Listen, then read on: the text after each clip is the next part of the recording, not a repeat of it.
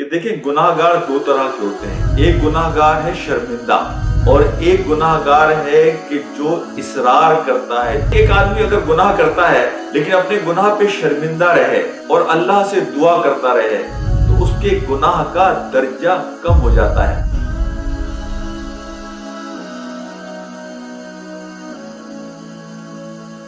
میرے انتہائی قابل احترام بھائیوں، دوستوں اور میرے ساتھیوں، یہ سورہ آل عمران کی آیت میں نے آپ کے سامنے تلاوت کی ہے جس میں اللہ سبحانہ وتعالی ہمیں ایک اتنی بڑی خوشخبری دے رہے ہیں.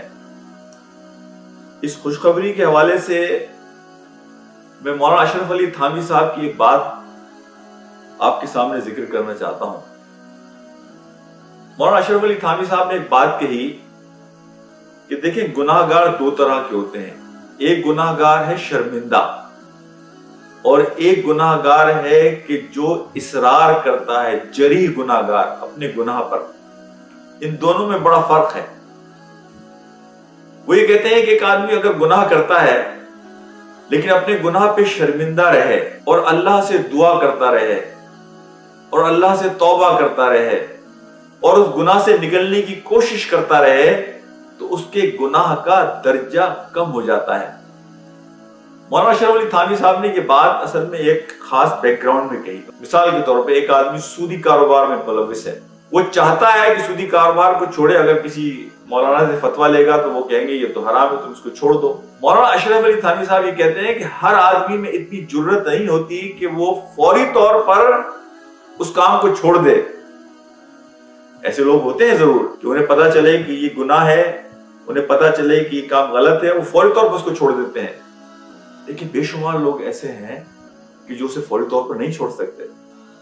تو مولانا ایسے لوگوں کے لیے یہاں یہ نسخہ بتاتے ہیں کہ دیکھو اگر کسی ایسے کام میں ملوث ہو، سب سے پہلا کام تو یہ کرو کہ اللہ سے توبہ کرو. توبہ جو ہے وہ گناہ کے درجے کو خود بخود کم کر دیتی ہے. یعنی اس کا مطلب یہ ہے کہ تم اس گناہ کو گناہ سمجھتے ہو، تم شرمندہ ہو. اور دوسرا کام یہ کرو کہ اللہ سے دعا کرو کہ یا اللہ یہ کام میں کرتا ہوں، میں اسے چھوڑنا چاہتا ہوں، میری مدد فرما کہ میں اس کام کو چھوڑ دوں. اور تیسرا کام یہ کرے کہ اس کام سے نکلنے کی کوشش اس طرح کرے جیسے بے روزگار آدمی کرتا ہے. مولانا اشرف علی تھانوی صاحب کہتے ہیں کہ میں یہ درمیان کی بات اس لیے کرتا ہوں کہ کیا پتا کہ اگر ہم اس پر زور زبردستی کر کر اسے اس کام کو چھڑوا دیں اور اس کے نتیجے میں وہ کسی اور مزید بڑے گناہ میں جا پڑے، اور دوسرے اس بات کا اندیشہ کہ اگر اس نے جذباتی ہو کر ایک فیصلہ کر لیا اس گناہ سے نکلنے کا اور اس پر کوئی آزمائش آ گئی اور وہ ذہنی طور پر تیار نہیں ہے اس کے لیے، تو اس بات کے امکان بھی ہے کہ کہیں وہ کفر کی طرف نہ چلا جائے. تو اس راستے میں مولانا اشرف علی تھانوی صاحب جو بات کہتے ہیں کہ اصل میں حکمت ہے انسان کو کسی بڑے گناہ سے بچانا اور اسے کفر کی جانب جانے سے بچانا.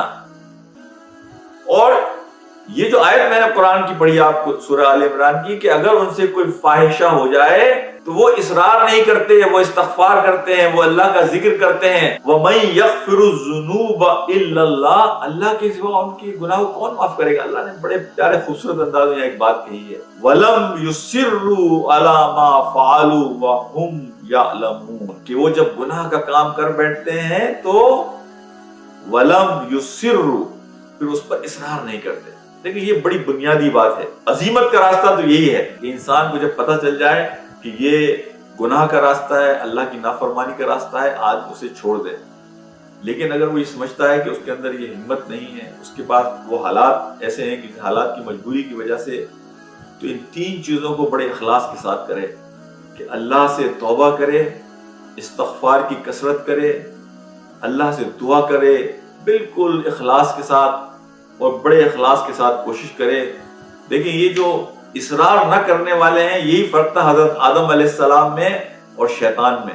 حضرت آدم علیہ السلام نے فوری طور پر ربنا ظلمنا انفسنا وان لم تغفر لنا وترحمنا لنکونن من الخاسرین، فوری طور پر معافی مانگ لی اللہ سبحانہ وتعالیٰ سے کہ میں نے اپنے اوپر ظلم کر لیا، ہم ہی ظلم کرنے والے ہیں. جبکہ شیطان نے کبریائی کا، اصرار کا راستہ اختیار کیا اور وہ شیطان بن گیا، الرجیم بن گیا. اور اسی سلسلے میں آپ کے ساتھ ابن داؤد کی ایک حدیث نبی پاک صلی اللہ علیہ وسلم کی شیئر کرتا ہوں، جس میں آپ صلی اللہ علیہ وسلم نے فرمایا کہ وہ آدمی جو استغفار کا عادی ہو وہ اصرار کرنے والوں میں شامل نہیں ہوگا۔ اگر وہ 100 مرتبہ بھی گناہ کرتا ہے دن میں لیکن وہ استغفار کا عادی ہے، توبہ کا عادی ہے، نبی پاک صلی اللہ علیہ وسلم نے اس حدیث میں اسے ایک خوشخبری دی کہ اللہ اسے گناہ پر اصرار کرنے والوں میں شامل نہیں کرے گا، اگرچہ کہ وہ 100 مرتبہ دن میں وہ گناہ کرتا ہے۔